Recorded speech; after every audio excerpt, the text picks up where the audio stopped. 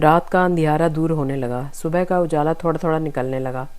जापानी पार्क की पार्किंग में एक बड़ी सी कार आकर रुकी। कार शायद BMW थी। ड्राइवर ने कार खड़ी की और मालिक की तरफ कार के दरवाजे को खोलने के लिए दौड़ा। जैसे ही कार का दरवाज़ा खोला उसने उनसे हाथ की छड़ी पकड़ ली और बाहर निकलने के लिए उनकी मदद करने लगा। यह शहर के जाने माने जौहरी धनी राम जी थे, जिनको चलने के लिए आज एक लाठी के सहारे की ज़रूरत थी। 2 हफ्ते पहले तक वो रोज़ सुबह सैर करने बगीचे आते, फटाफट बिना किसी सहारे के कार से उतरकर खूब सैर करते और बाद में खुशी खुशी अपने घर लौट जाते। उनकी उम्र 65 वर्ष थी। 2 ही हफ्ते में ऐसा क्या हुआ कि वह आदमी अपने आप को उसकी उम्र के 20 साल बड़ा महसूस करने लगा, जैसे इन चंद रोज़ में वो 85 के हो गए हो। उन्होंने टहलना शुरू किया, बड़े बेदिल होकर। यह क्या, बगीचे का आधा चक्कर भी नहीं लगाया था कि वो थक कर नज़दीक के एक बेंच पर बैठ गए। बेंच के दूसरे किनारे पर एक आम आदमी बैठा था।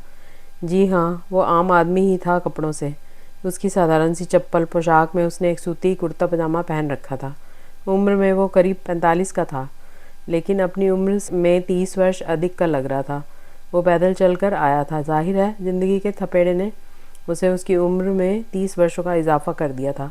वो बगीचे में आते ही चुप करके बेंच पे बैठ गया था, जैसे वो सिर्फ चिड़ियों की आवाज़ सुनने ही आया हो।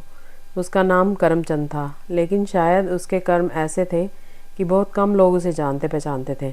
उसने एक नज़र उस धनी सेठ की ओर देखा और इस नतीजे में पहुंचा कि इस उम्र में जो मोटर गाड़ी और साथ में ड्राइवर लेकर कीमती घड़ी, बढ़िया कपड़े पहने, हाथों में सोने की अंगूठियां पहने घूम रहा है, उसे जीवन में इसके अतिरिक्त क्या चाहिए।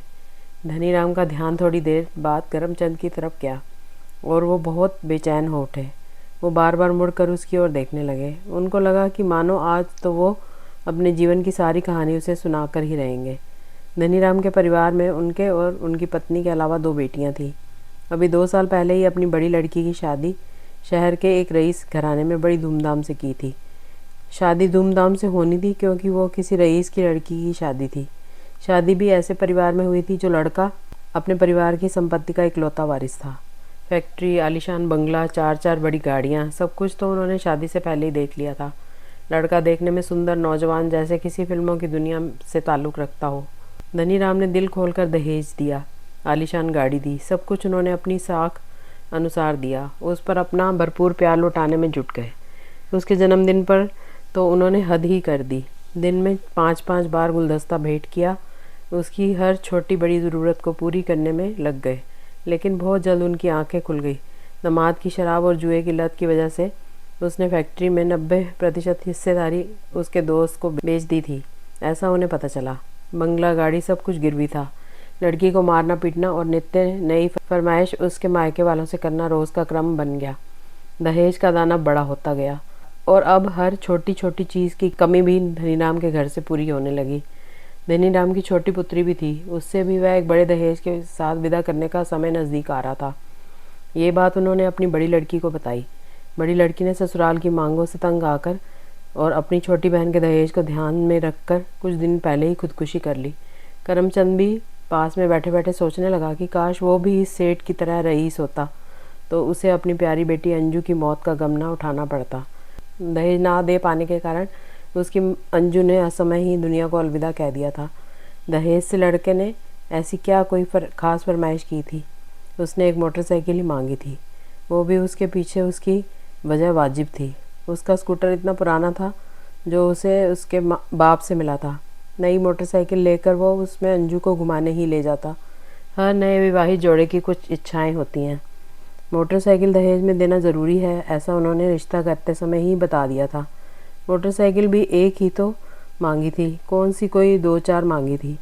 एक ही मांग शादी तक पूरी ना होने पर उन्होंने 6 महीने का समय और दिया था और लड़की को बिना दहेज के लेकर चले गए थे।